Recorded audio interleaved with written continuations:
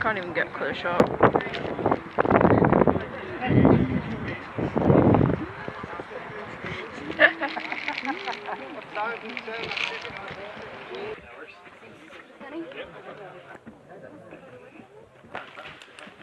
Okay, yeah. Oh, John, if you want. Magical Mystery Tour. I'm George and I play a guitar. I'm John and I too play a guitar.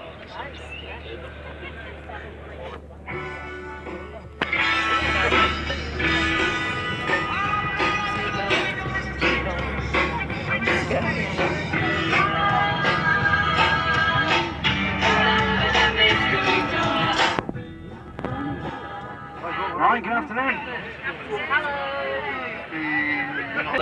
Hello, Ray. For the next 2 hours, or thereabouts, we're going to take you to the suburbs of Liverpool, show you some of the places made famous by the Beatles and other bands from the 1960s, including some of the birthplaces, the schools, the homes, maybe a bar or two if we get the chance, you never know. The first port call is the Albert Dock, Europe's largest collection of Grade 1 listed buildings, and of course situated right on the banks of the River Mersey. That river was made famous in 1964 by a film and song of the same title, Ferry Across the Mersey, sung performed by Jenny and the Pacemakers, another band also managed by the Beatles' second manager, Brian Epstein. It was only lasting only about a week.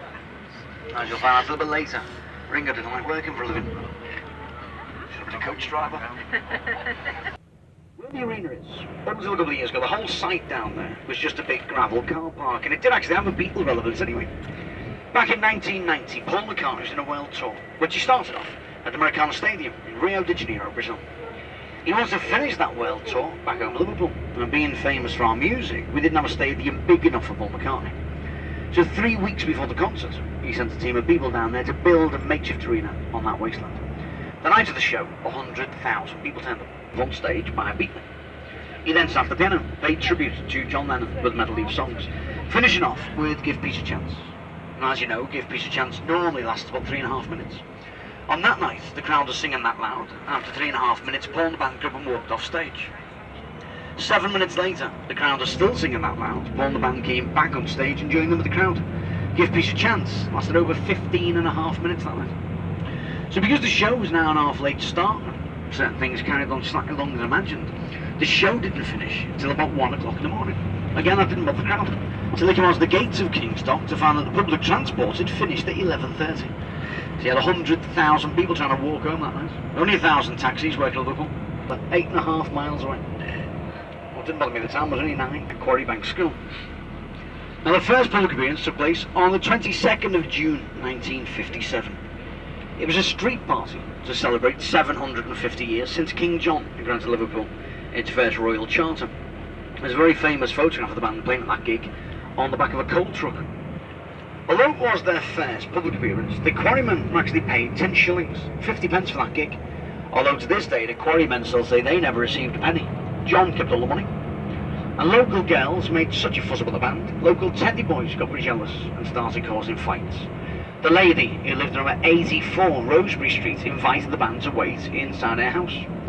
After 2 hours, the crowd was still waiting outside to fight with the band, so she called the police. Although it was their first public appearance, the Quarrymen actually got a police escort back to the bus stop to get the bus back to Penny Lane. So I say the Quarrymen's first public appearance, 22nd of June 1957, in this little side street on the left, that one there, Rosebery Street.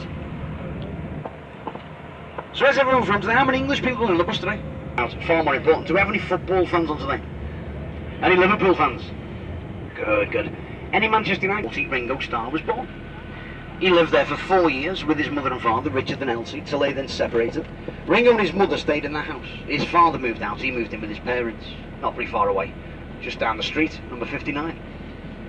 About a year later, Elsie met a new man in her life, a man called Harry Graves from Brighton. Once the relationship was well underway, they decided to get themselves their own house.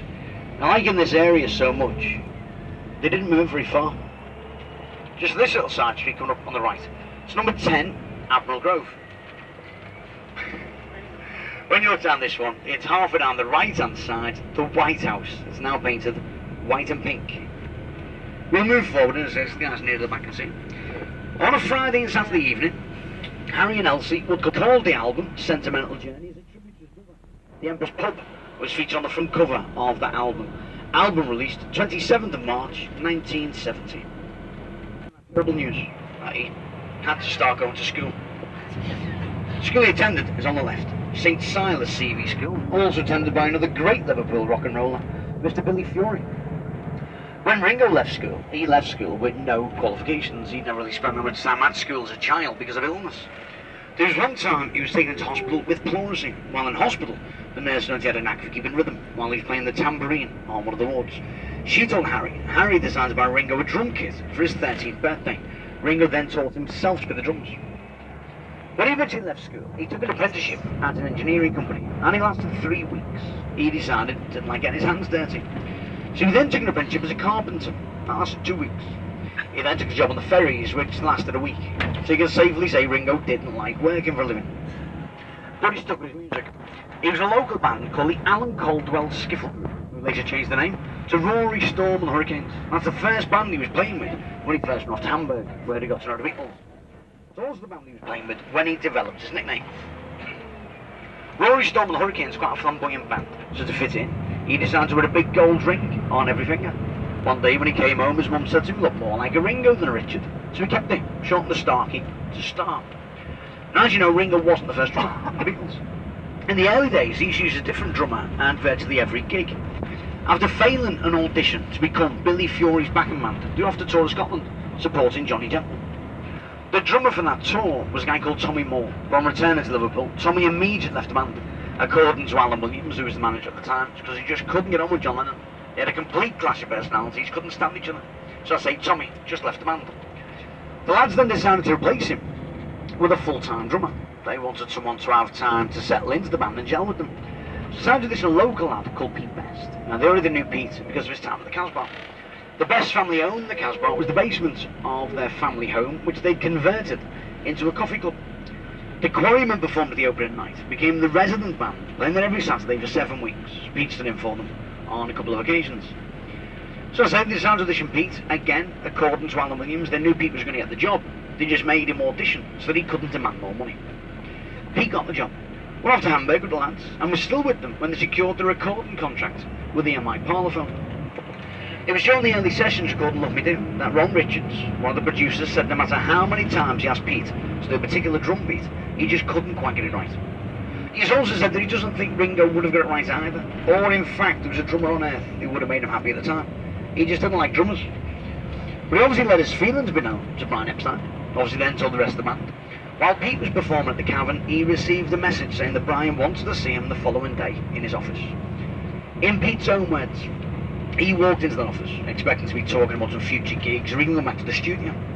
He said he walked in to find a very solemn-looking Brian sitting behind his desk, who basically just came out with him. So Pete, lads on you out of the band, you're sacked. Ringo's taking over on Saturday. That was all he was told. There was no explanations. He never had a word from him ever since. Now there's so many different stories surrounding the Beatles' dismissal, it is quite hard to know what to believe and what not to believe. But I think the one thing that puts into context better than anything is what John Lennon said. When he said Pete was a great drummer, but Ringo was a great Beatle.